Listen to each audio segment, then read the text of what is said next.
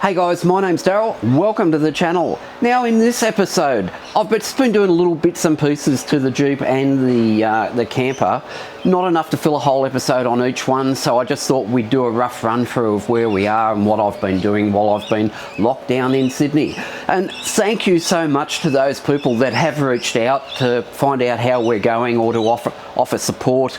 We've been locked down now for 9 weeks, going on 10.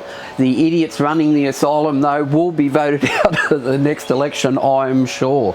It's just a mess, and it looks as though we could be here for another 8 or 9 weeks too, so we're only about halfway, I think, at this point of time. I can't go to work at this point of time either. My office is in a lockdown zone, and it's very frustrating when you've got stuff that you need to do at your factory and you can't do it. But anyway, it is what it is. In the meantime, I've been ordering some stuff.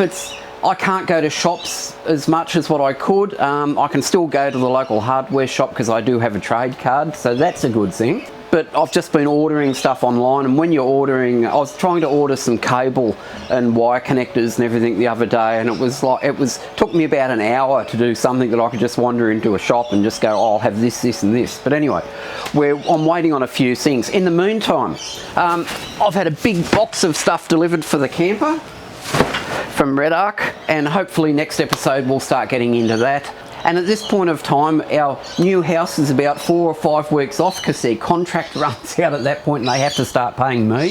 So I dare say they'll finish it off by that point, which makes it difficult because there's some stuff that I want to do to the Jeep, but it's going to be off the road for a few weeks.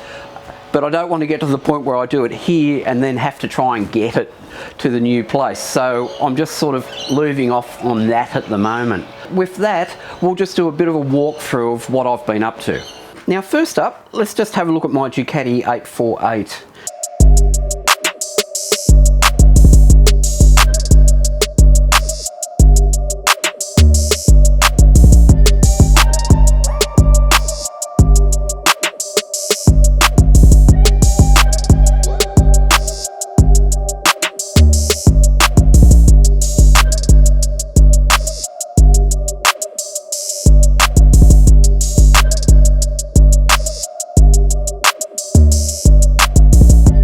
Now, I've had a few issues with it where it's been throwing an engine code, and when you go into the menu, it tells you that it's a Lambda 6.1 code.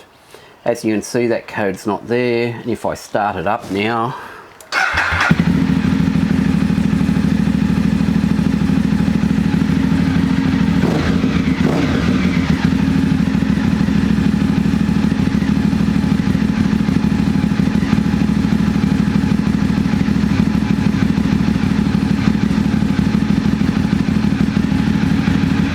that engine light is now not coming on. What it turned out was I replaced the O2 sensor on it because it was pointing towards that. That didn't fix it. However, I then did replace the front cylinder spark plug, and to get to it is down here, and you can just get it out without pulling everything apart. So that turned out okay, and that fixed it. So that was a good thing done. And I'm presuming, because I've only done about 20,000 Ks on this thing, and it is a 2008 model, it was just maintenance that needed to be done. So really happy to have that fixed again. Now onto the Jeep. I've had some issues with the Jeep where it's been on low beam, the high beam light on the dash is coming on. And it's kind of fixed now, but it's that light there. What I originally thought it was I thought it might have been these connections because the wires coming out of them were really tatty, and the connector itself, if you have a look at them, is very worn and pretty horrible looking. So I replaced the connectors with new ones and spliced those in, took it back to where the wires look good, and that didn't fix it. However, I did find that when I pulled out the right hand side headlight and disconnected it, the high beam light on low beam on the dash went away. So I'm presuming I have an issue with this. So it looks as though I'm going to be up for another couple of headlights at the front. I more than likely will replace these with another set of LEDs, however probably not of that type. I'd like to get something that's a little bit better than that, and there's some really nice designs out at the moment, so just needed to decide what to do and order some new headlights. Whilst we're on the Jeep, I get a lot of questions with regards to the Rugged Ridge heavy duty spare wheel carrier and upgraded hinge.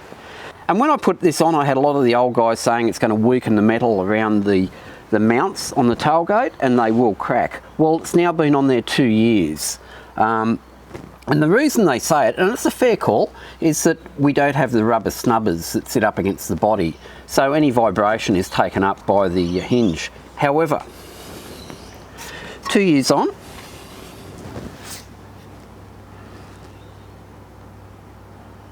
it's all good.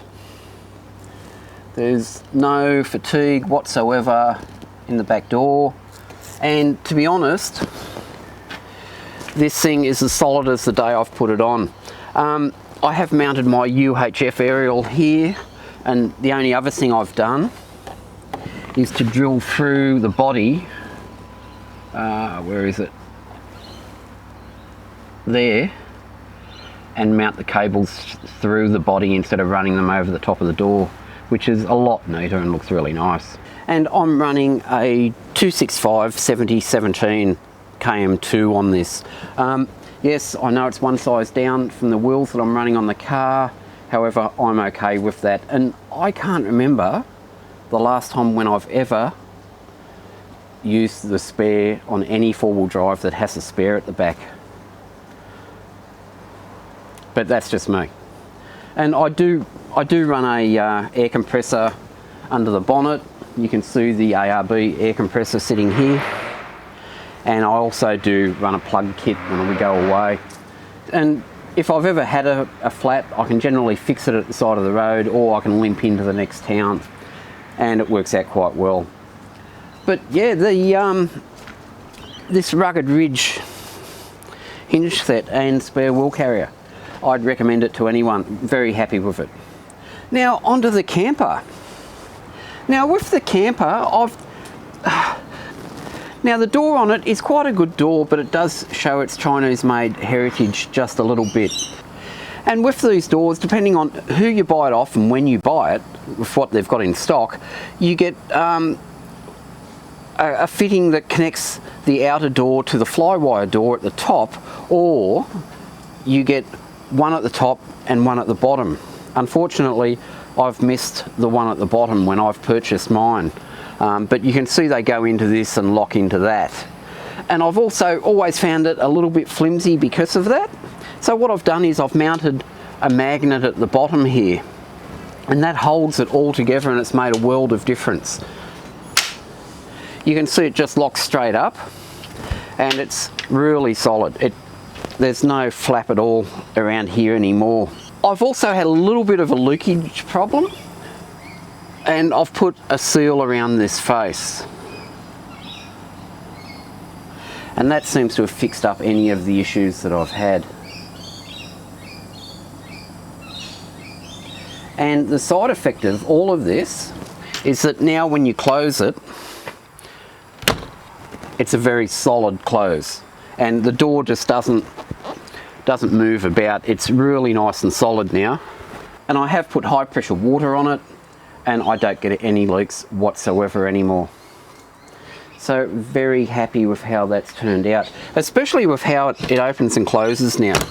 Like it's a nice solid close. Before you'd close it and it sounded a bit tinny, and this bottom, there was always a little bit of flap in it because of how it mounted. But with the magnet here, it's solid as a rock. So really, really pleased with how that's worked out.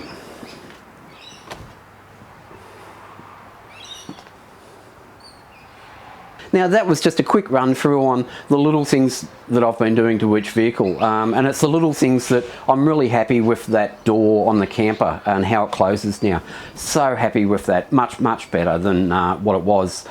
Next episode I'm going to start making the removable wall panel on the back of the drawbar box, and all of this red arc gear will live there. Hopefully by then the cables will be in so we can start wiring it all up.